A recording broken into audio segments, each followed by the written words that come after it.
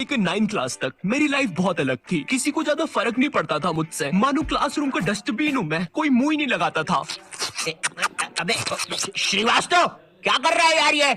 माँ बाप ने बस कचरा खाने ही सिखाया क्या? मुंह क्यों लगा रहा है मुझे? बचपन में ऑप्स बेड्स के नाम पर लड़ाइयाँ करना। है?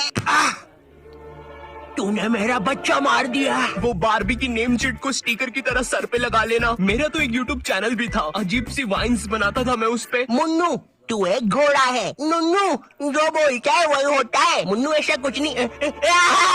हम सब्सक्राइब करें मुन्नू नुन्नू की वाइन्स। मैं कहीं पर भी वाइन्स बनाने लग जाता था, भले फिर बैकग्राउंड में किसी की दादी मर रखी हो।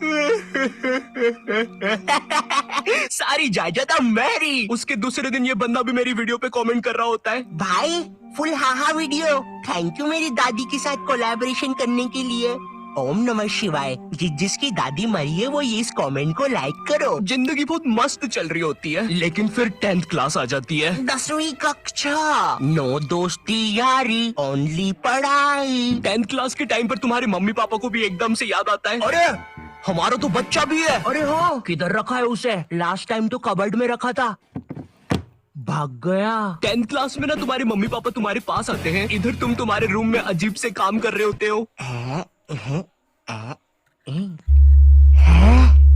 ओहो हो, साइंटिस्ट है। ओहो हो, साइंटिस्ट। पीछे से तुम्हारे मम्मी पापा आते हैं। पूची पूची पूची पूची पुई। हाँ मुझे पता है मम्मी पापा के चलने की आवाज ऐसी नहीं होती। 10th क्लास में मेरे पापा भी मेरे पास आए थे। उन्होंने मेरे कंधे पर हाथ रखा, मेरी आंखों में आंखें डाल के देखा और कहा, ये सर पे बारबी की नेम चिट लगाना बंद कर। और 10th क्लास आ गई है, पढ़ाई कर लेना चुपचाप। हाँ? अब तो और अच्छा लग रहा हूँ। हगी मारू है, लकी मैन है, ककाशी सेंसेई। पढ़ ले चुपचाप। वैसे ये कर कैसे रहा था ऐसे? मेरा तो हो ही नहीं रहा। 10th क्लास से तुम पर एक पढ़ाई का बोझ आने लगता है, जिसके कारण तुम्हें अपनी हॉबीज, कलाकारी, संस्कृति छोड़नी पड़ती है। हाय रे, ये विद्यालय की शिक्षा और माँ बाप की इच्छा से ऊपर वाला ही बचाए।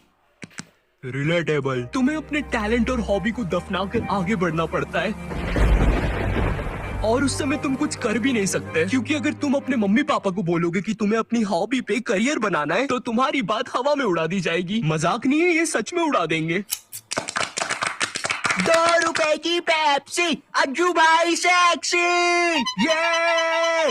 ये अरे बेवकूफ, अज्जू नेता का कचौड़ी समारोह यहाँ नहीं हो रहा है, एक गली छोड़ के। अच्छा, तभी तो बोलूं इधर इतने सारे छपरी लोग क्यों आए हैं। 2 रुपए की पेप्सी, अज्जू भाई से अंधा है क्या छपरी? देखो, अब इसमें तुम्हारे मम्मी पापा की भी कोई गलती नहीं है, क्योंकि जो तुम्हें अपनी लाइफ में करना है उसके बारे में तुम्हारे मम्मी पापा को कुछ नहीं पता है, या तुम्हारे पूरे खानदान से आज तक वो चीज किसी ने नहीं की है। तुम उन्हें बोलते हो, मम्मी मुझे एनिमेटर यूट्यूबर बनना है, मगर उन्हें क्या सुनाई देता है? अरिगातो गोजाइमासु दात्ते बायो। हैं? माँ बाप को समझाना बहुत मुश्किल होता है, पता है, क्योंकि इनको बस 2-3 करियर के बारे में ही पता होता है। और क्या तुम प्लीज अपना ये बाजा बजाना बंद करोगे? Thank you. अगर तुम इन करियर में से कुछ नहीं बन रहे हो, तो तुम्हारे मम्मी पापा के हिसाब से तुम पक्का कोई क्रिमिनल या तो मैक्सिको के ड्रग डीलर बन रहे हो। Como te llamamos, amigo? Eriste porte, mamma mia.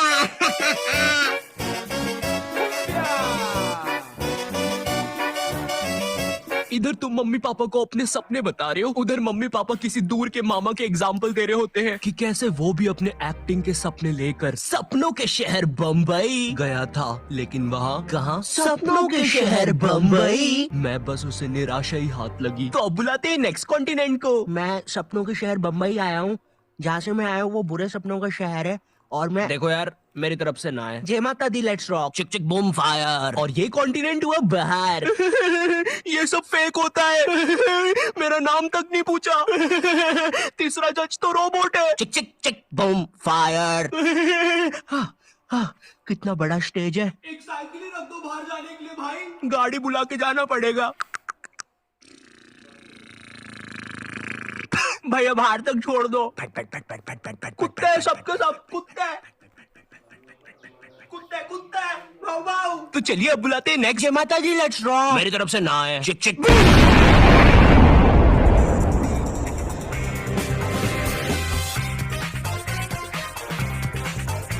तो मैं अपने बारे में बताता हूँ। तो नॉट यू टाइप जी। थू। जी आपने कहा कि आपको पढ़ाई में बचपन से इंटरेस्ट नहीं था। जी बचपन से ही कुछ क्रिएटिव करना था आपको। जी। तो ये 10वीं के बाद आपने बायोलॉजी क्यों ले ली? कहीं माँ बाप ने कोड़े मारे थे क्या? नहीं जी, मम्मी पापा तो सही है। मम्मी ने तो टिफिन भी बांध के दिया है, तेल छोड़ दिया अचार ने। तो जी ऐसा था कि मैंने बस बायोलॉजी ले ली थी, मुझे नहीं पता था इतना पढ़ना पड़ता है। 11वीं और 12वीं पता ही नहीं चला इसकी माँ का 2 साल कहाँ निकल गए। जी जी जी और फिर हवाबाजी में बंदी भी बन गई, तो यूट्यूब करने का टाइम ही नहीं मिला। जी जी जी जी जी। चाय पियेंगे? आप पिलाएंगे तो क्यों नहीं पियेंगे। तो आप लोग भी बने रहिए। उसमें मुझे क्या मिल रहा है, मेरा क्या फायदा पॉडकास्ट में। ये हाँ, ये मेरी रियल कहानी है। मेरा प्लान तो वीडियोस बनाना ही था, पर पढ़ाई के प्रेशर में 2 साल कहाँ निकल गए मुझे पता भी नहीं चला। हाँ, मैं बायोलॉजी के अलावा कोई सा सरल सब्जेक्ट जैसे आर्ट्स लेके, आर्ट्स का मैन मैं हूँ दुनिया का रखवाला, आर्ट्स भी